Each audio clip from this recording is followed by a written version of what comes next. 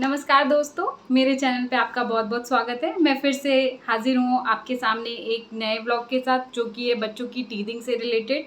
कई माएँ मेरे साथ इस बात से एग्री करते होंगे कि आप जब बच्चों के साथ अचानक से कंफर्टेबल होने लगते हैं, बच्चों की एक्टिविटीज़ को आप समझने लगते हैं, बच्चा आपके साथ एडजस्ट होने लगता है, फिर अचानक से एक ऐसा फेज़ आता है कि बच्चा इरिटेट होने लगता है, रात में सोता नहीं है, बहुत ज़्यादा फ़ीवर आता है, उसे लूज़ मोशंस होने लगते हैं, तो आप घबरा जाते हैं कि आखिर हुआ क्या? तो मैं आपसे बताना चाहूँगी, ये मोस्टली साइन जो होते हैं वो टीथिंग के होते हैं, मतलब बच्चे के दाँत आना शुरू हो गए हैं। आप ये सोचिए कि जब हम लोगों के दाँतों में दर्द होता है, आहा! इतना दर्द होता है कि बर्दाश्त नहीं होता है, बस ये लगता है कि बस डॉक्टर के पास जाके मैं इसे बस निकलवा दूँ, इतना पेन होता है। तो सोचिए, वो तो बच्चे हैं, छोटे से बच्चे हैं, उनके जो मसूड़े होते हैं वो बहुत सॉफ्ट होते हैं, उन्हें इस फ़ेज़ में कैसा फ़ील होता होगा, वो इसलिए और चिड़चिड़े और हो जाते हैं। तो मेरे साथ भी ऐसा ही हुआ है, मेरे बेटे के साथ भी ऐसा ही हुआ है। मैंने क्या-क्या उस दौरान किया है, मैं वो सारी टिप्स आपको आगे बताऊँगी। हाँ, उससे पहले मैं आपसे कहना चाहूँगी, जो नीचे जो है ब्लैक कलर का सब्सक्राइब का बटन दिख रहा है, आप उसे प्रेस कर दीजिए, ताकि मेरे चैनल पे जो भी अपडेट होगा वो आपको मिलता रहे, आप उससे मिस ना हों। तो चलिए चलते हैं अपने वीडियो की तरफ। जी, मेरा बेटा जब 7th या 8th मंथ का था, तब उसके साथ ऐसी प्रॉब्लम हुई थी, तो अचानक से हम लोग घबरा गए थे।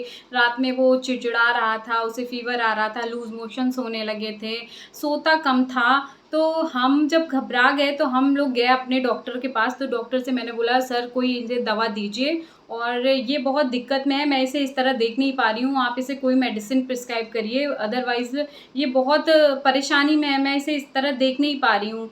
तो डॉक्टर ने बोला कि मैं इसके लिए कोई मेडिसिन नहीं आती है, मैं आपको कोई भी एलोपैथी मेडिसिन प्रिस्क्राइब नहीं करूँगा। चूँकि जो है ये एक नेचुरल प्रोसेस होती है, अगर हम इसे डिस्टर्ब करेंगे तो बच्चे का जो ग्रोथ है, ये मान लीजिए ये डेवलपमेंट का एक पार्ट होता है।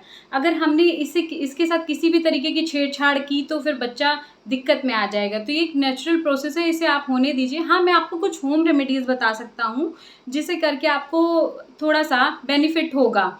तो मुझे समझ में आया। दूसरी चीज़ उन्होंने मुझे जो बताई वो बहुत इंटरेस्टिंग बताई, कि उन्होंने बताया कि जो कई पेरेंट्स आते हैं मेरे से बोलते हैं कि टीथिंग के दौरान जो है बच्चा लूज़ मोशन कर रहा है, उसे फ़ीवर आ रहा है, मतलब उसे इन्फेक्शंस हो गए हैं। तो वो ये सोचते हैं कि उन्हें ये दाँत निकलने की वजह से है, जबकि ऐसा नहीं होता है। जब बच्चे के टीथिंग प्रोसेस चल रहा होता है, मतलब जब उसके दाँत निकल रहे होते हैं, तो बच्चा क्या करता है, अपने आस-पास की जो भी चीज़ें उसे पड़ी मिल जाती हैं, उसे वो अपने मुँह में भरने लगता है। देखिए, अब वो बच्चा है, अब उसे तो पता नहीं है कि उसके लिए क्या सही है और क्या गलत है, क्या साफ़ है और क्या जो है वो गंदा है। तो इस बात का ख़्याल हमारे आस-पास रहने वाले जो केयर टेकर होते हैं या जो पेरेंट्स हैं, उन्हें ही रखना पड़ेगा। तो आप बच्चे के अगल-बगल की चीज़ों की साफ़-सफ़ाई रखिए। आप बच्चा मुँह में क्या भर रहा है, आप उस पे नज़र रखिए कि बच्चा कोई ऐसी चीज़ तो नहीं खा रहा है जो इन्फेक्शन फैला रहा है। आप बच्चे के टॉयज़ को रेगुलर वॉश करिए। आप मुँह में बच्चा क्या चीज़ ले जा रहा है, आप उस पे परमानेंट निगरानी रखिए। उसके टॉयज़, उसके टॉवेल, उसके क्लॉथ, आप हर एक चीज़ को क्लीन रखिए। यानी आपको सफाई का बहुत ध्यान देना है ऐसे फ़ेज़ में। तब मुझे ये चीज़ समझ में आई कि ये टीथिंग की वजह से नहीं होता है, ये बच्चा जब उसको थोड़ा-सा इरिटेट होता है, तो वो सोचता है कि क्या वो पकड़ के क्या चीज़ वो दबा दे जिससे उसे रिलीफ़ मिले, तो वो अपने आस-पास की चीज़ों को पकड़ के मुँह में भरने लगता है, और वो आस-पास की चीज़ें साफ़ ना होने के कारण उसके पेट में जर्म्स चले जाते हैं, और इन्फेक्शन की वजह से उसे ये सारी दिक्कतों का सामना करना पड़ता है। तो मैं सबसे पहले ये बताऊँगी कि मेरे पास एक कोलिकेट्स की ड्रॉप थी, जो कि पेट को आराम देने की एक ड्रॉप है। मान लीजिए ये ड्रॉप वो काम करती है जैसे एक तरीके के बड़ों के लिए इनो का काम करती है। ये जो बड़ों के लिए इनो का काम है, वही कोलिकेट्स ड्रॉप होती है। वो अगर आप बच्चों को दे देंगे, तो जैसे एसिडिटी है या पेट में दर्द है, इन सब के लिए वो बहुत बेनिफिट होती है। मैं ये नहीं कहूँगी कि आप भी दीजिए, और हाँ, आप कोई भी मेडिसिन बच्चे को रेगुलर मत दीजिए। बच्चे को यूज़ टू मत करिए, उसकी बॉडी को यूज़ टू मत होने दीजिए किसी भी मेडिसिन को। आपको लग रहा है कि बच्चे को प्रॉब्लम है तो आप उसे दे सकते हो, और लेकिन 2-4 दिन देने के बाद आप उसे पॉज़ करिए। फिर अभी आपको लग रहा है 5-6 दिन बाद फिर से प्रॉब्लम आ रही तो आप उसे दीजिए। आप उसकी बॉडी को यूज़ टू मत होने दीजिए। देखिए, कोई भी चीज़ अगर यूज़ टू हो जाएगी तो बेनिफिट की जगह आपको जो है नुकसान ही पहुँचाने लगेगी। होम रेमेडी जो है मैं शेयर करना चाहूँगी आपके साथ, वो डॉक्टर ने मुझे बताई कि आप अपने हाथों को अच्छे से क्लीन कर लीजिए। उसके बाद आप बच्चों के मसूड़ों को हल्का से हल्का टैप टैप प्रेस करिए, उससे बच्चे को बहुत आराम मिलता है। मैंने जब ये किया था तो मेरे बेटे को बहुत आराम मिला था। आप कई सारे पेरेंट्स ऐसा करके बच्चों की हेल्प कर सकते हैं। मैं फिर से ये कहना चाहूँगी कि आपके हाथ एकदम नीट एंड क्लीन होने चाहिए, तभी आप अपनी उंगली को उसके मुंह में ले जाइए, अदरवाइज़ आपके हाथ भी इन्फेक्शन कर सकते हैं बच्चों को। ठीक है। दूसरा जो तरीका उन्होंने बताया था कि आप जो है पानी को बॉईल कर लीजिए, अच्छे से बॉईल कर लीजिए, उसको फ्रिज में लगा दीजिए, वो एकदम चिल्ड हो जाए।